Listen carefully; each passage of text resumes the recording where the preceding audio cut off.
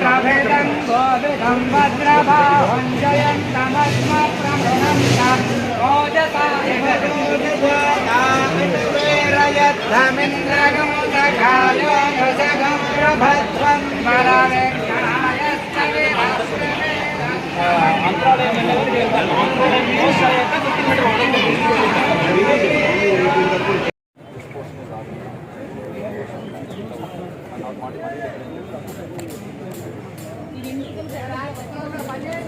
ఇది అటు చివరి నుంచి తీసుకోండి ఏంటంటే ఆ చివరి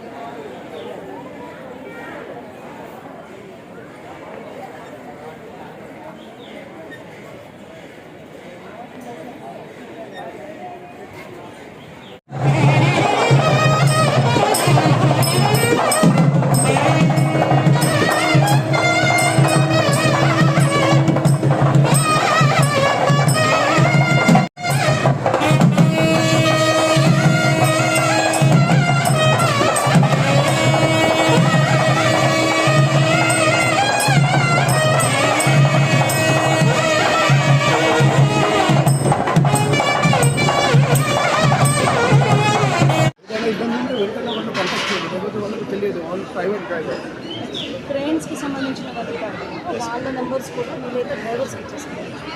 వాళ్ళు మనం క్వశ్చన్ చేస్తాం మేడం. ట్రాఫిక్ పోలీస్ మనం హ్యాండిల్ చేయాలి. వాకీ టాకీ క్వశ్చన్ చేస్తాం. బ్లడ్ డౌన్ అయితే ఇమీడియట్గా ఇన్ఫార్మ్ చేసి మనకి ఎగ్జిట్ చూపిస్తున్నాము. ఈ రూట్ ఇది ఆ చివరి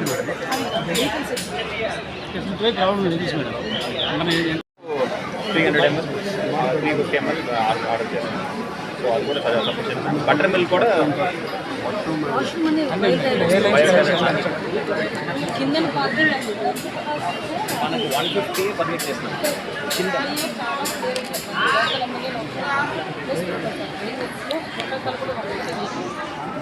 చెప్పండి ఒకసారి. వచ్చిన వాళ్ళు ఏదో రకంగా ఉంటారు కానీ ఒక వెహికల్ 150 వెహికల్స్ అంటే అయిపోయిన తర్వాత మళ్ళీ ఇదంతా ఖాళీ అవుతుంది. మ్యాక్సిమమ్ 5 o'clock మొత్తం ఫ్రీ అయిన తర్వాత ఎవరైనా మరీ ఇంపార్టెంట్ జడ్జెస్ అలాంటి వాళ్ళు వస్తే కార్ పాస్ ఎవరైనా లిమిటెడ్ కార్ పాసెస్ చెప్పండి. ఇందులో మొహమాట పడుతుంది. లాస్ట్ టైం మేజర్ ప్రాబ్లం అక్కడే వచ్చింది. ట్రాఫిక్లో చాలా మంది ఇరుక్కుంది. Around 3 hours 4 hours around 4 hours traffic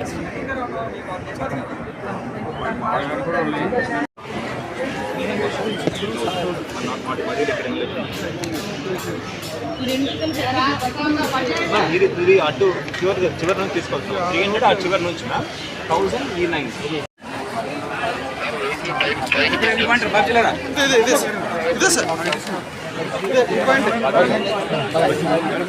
Lakshmi Narasimhaswamy చందనోత్సవ కార్యక్రమం ఈ ఏప్రిల్ 30వ తారీఖున అంగరంగ వైభవంగా జరగడానికి అన్ని ఏర్పాట్లు కూడా సిద్ధమైనవి.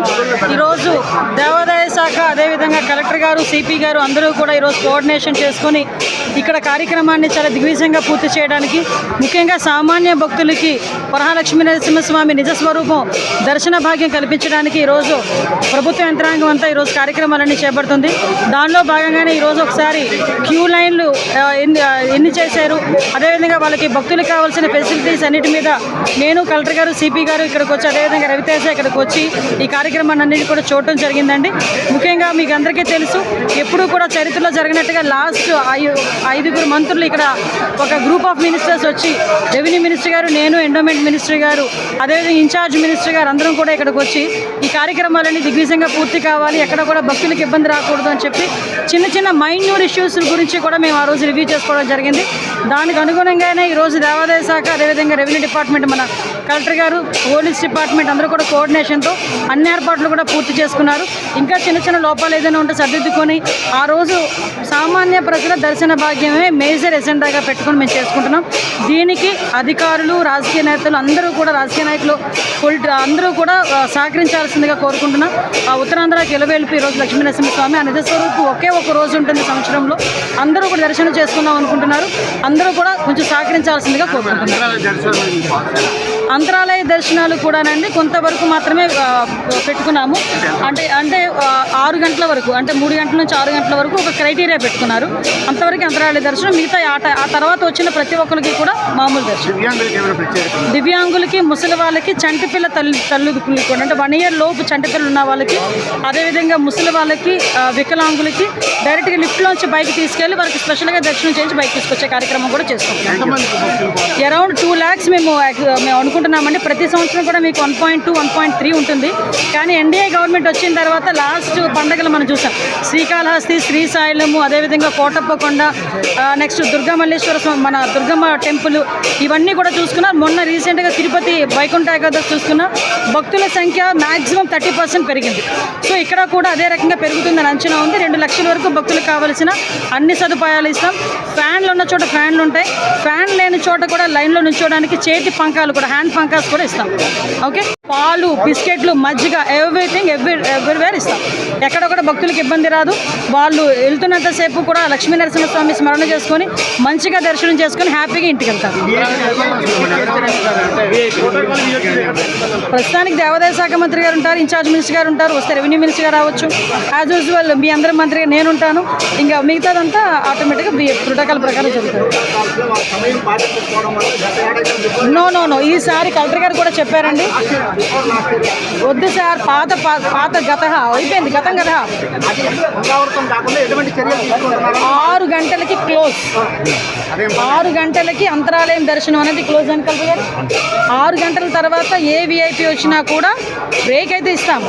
వాళ్ళకి స్పెషల్గా తీసుకెళ్ళి చెబితే చూపిస్తారు. కానీ ప్రతి భక్తుడు ఎలాగైతే వెళ్తున్నారు అలాగే వెళ్తారు.